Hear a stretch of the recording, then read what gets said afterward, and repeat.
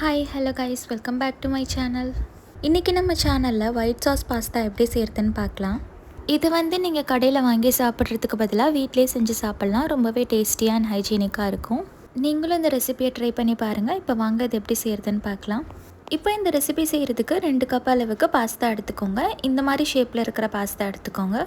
இப்போ இந்த பாஸ்தா அளவு ஒரு 2 பேர் சாப்பிட்லாம்.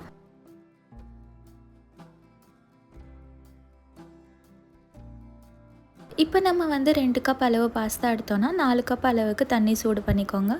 இப்போ இதில் 1/2 டீஸ்பூன் அளவுக்கு உப்பு ஆட் பண்ணிக்கோங்க. இப்போ இது கூடவே ஒரு 1/2 டீஸ்பூன் அளவுக்கு எண்ணெய் சேர்த்துக்கோங்க. இந்த தண்ணி நல்லா கொதிச்ச அப்புறமா தான் நம்ம பாஸ்தா சேர்க்கணும்.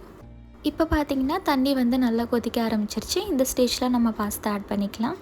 எண்ணெய் 1/2 டீஸ்பூன் அளவுக்கு சேர்த்தா மட்டும் போதும். ஏன்னா அதிகமாக சேர்த்திங்கன்னா நம்ம பண்ணுற கோட்டிங் அதில் படாது.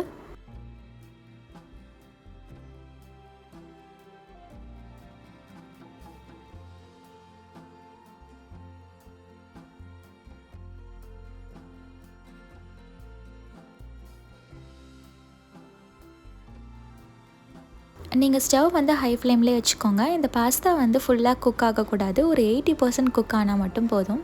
ஸோ இதை ஒரு 80% குக் பண்ணிக்கோங்க. பிகாஸ் நம்ம சாஸ்லேயே இது போட்டு வேக வைப்போம். ஸோ ரொம்ப உடஞ்சிரும். இப்போ நீங்கள் இதில் ஒரு பாஸ்தா எடுத்து கட் பண்ணி பார்த்தீங்கன்னா இது கட் ஆகும். பட் நடுவில் கொஞ்சம் வேகாத மாதிரி இருக்கும். அப்படி இருந்ததுன்னா ஒரு 80% இது குக் ஆயிடுச்சுன்னு அர்த்தம். இப்போ இந்த பாஸ்தாவை நம்ம ஃபில்ட்ரு பண்ணிக்கலாம். ஒரு வடிகட்டி வச்சு இந்த மாதிரி ஃபில்ட்ரு பண்ணி எடுத்துக்கோங்க. இப்போ இதை ஃபில்ட்ரு பண்ணி எடுத்ததுக்கப்புறமா ஒரு 2 கப் அளவுக்கு நார்மல் வாட்டர் சேர்த்து நல்லா வாஷ் பண்ணிக்கோங்க. இதுக்கு நம்ம ஃப்ரிட்ஜ் வாட்டர் சேர்க்கணுன்னு அவசியம் இல்லை. நார்மல் வாட்டரே யூஸ் பண்ணிக்கலாம். இப்போ இதை வாஷ் பண்ண அப்புறமா இந்த மாதிரி ஒரு பிளேட்டில் ட்ரான்ஸ்ஃபர் பண்ணி வச்சுக்கோங்க. இப்போ ஒரு பேனில் 1/2 டேபிள் ஸ்பூன் அளவுக்கு எண்ணெய் சேர்த்துக்கோங்க. எண்ணெய் சூடானதும் இதில் வெஜிடபிள்ஸ் ஆட் பண்ணணும். உங்களுக்கு பிடிச்ச வெஜிடபிள்ஸ் ஆட் பண்ணிக்கலாம். நான் இன்றைக்கி கொஞ்சமாக கார்ன், வெங்காயம், கொஞ்சமாக கட் பண்ண கார்லிக் சேர்த்துருக்கேன். நீங்கள் உங்களுக்கு பிடிச்ச வெஜிடபிள்ஸ் ஆட் பண்ணிக்கலாம். லைக் கேப்சிகம், கேரட் இதெல்லாம் ஆட் பண்ணிக்கலாம். இந்த வெஜிடபிள்ஸை ஹை ஃப்ளேம்லேயே வச்சு வதக்கிக்கோங்க. அப்போ தான் நல்லா க்ரன்ச்சியாக இருக்கும். இந்த வெஜிடபிள்ஸ் ரொம்ப குக் ஆகக்கூடாது. லைட்டாக குக் ஆனால் மட்டும் போதும். இப்போ இதில் தேவையான அளவுக்கு உப்பு சேர்த்துக்கோங்க.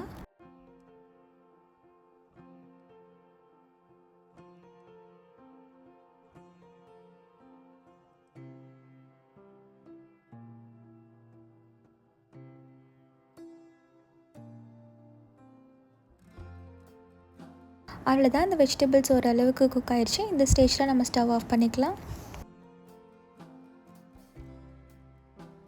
நெக்ஸ்ட்டு ஸ்டெப் நம்ம ஒயிட் சாஸ் ப்ரிப்பேர் பண்ணணும். இதுக்கு ஒரு 1/2 டேபிள் ஸ்பூன் அளவுக்கு பட்டர் சேர்த்துக்கோங்க.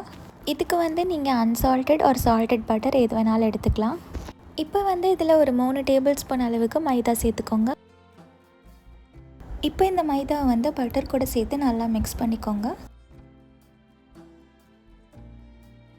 ஸோ மிக்ஸ் பண்ண அப்புறம் இந்த மாதிரி ஒரு கன்சிஸ்டன்சியில் வரும். இந்த ஸ்டேஜில் 1 கப் அளவுக்கு பால் சேர்த்துக்கோங்க. இந்த 1 கப் பாலை மொத்தமாக சேர்க்கக்கூடாது. கொஞ்சம் கொஞ்சமாக ஆட் பண்ணி மிக்ஸ் பண்ணிக்கோங்க. 3 டேபிள் ஸ்பூன் மைதாக்கு 1 கப் பால் கரெக்டாக இருக்கும். அப்படி திக்காக இருந்ததுன்னா எக்ஸ்ட்ராவாக கொஞ்சம் பால் இல்லைன்னா தண்ணி சேர்த்துக்கோங்க.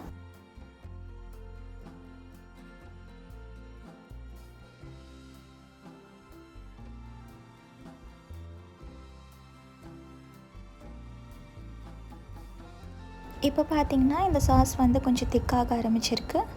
இது இன்னும் கொஞ்சம் திக்காகணும். ஸோ நல்லா மிக்ஸ் பண்ணிக்கோங்க. இந்த ஸ்டேஜில் 1 டீஸ்பூன் அளவுக்கு சில்லி ஃப்ளேக்ஸ் ஆட் பண்ணிக்கோங்க. இது கூடவே 1 டீஸ்பூன் அளவுக்கு ஆரிகானோ சேர்த்துக்கோங்க. இதுதான் ஃப்ளேவர் கொடுக்கும்.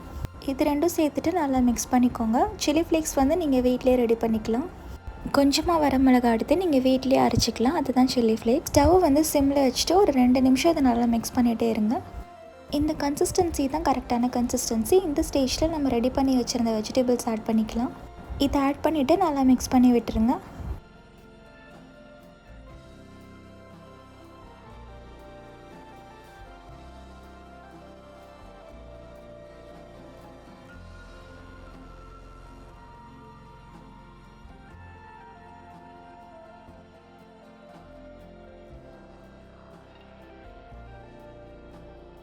இந்த ஸ்டேஜில் நம்ம ரெடி பண்ணி வச்சுருக்க பாஸ்தா இதில் ஆட் பண்ணிவிட்டு நல்லா மிக்ஸ் பண்ணி விட்டுடலாம். இந்த பாஸ்தாவை வந்து நீங்கள் கொஞ்சம் கொஞ்சமாக கையில் எடுத்து ஆட் பண்ணிக்கோங்க.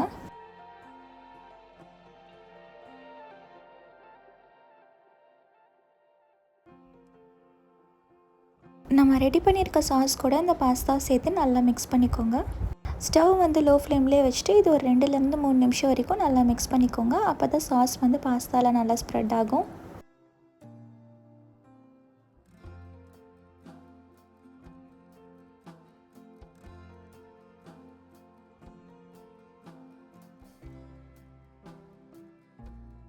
இப்போ இதுக்கு தேவையான அளவுக்கு உப்பு சேர்த்து லைட்டாக மிக்ஸ் பண்ணிக்கோங்க.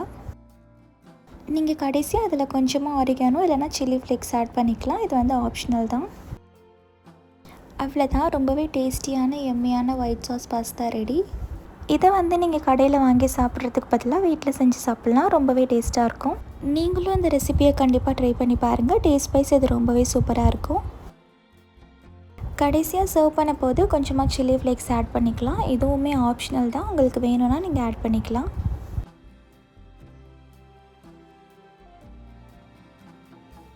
உங்களுக்கு இந்த வீடியோ பிடிச்சிருந்தா லைக் பண்ணுங்கள், ஷேர் பண்ணுங்கள், சப்ஸ்கிரைப் பண்ணுங்கள்.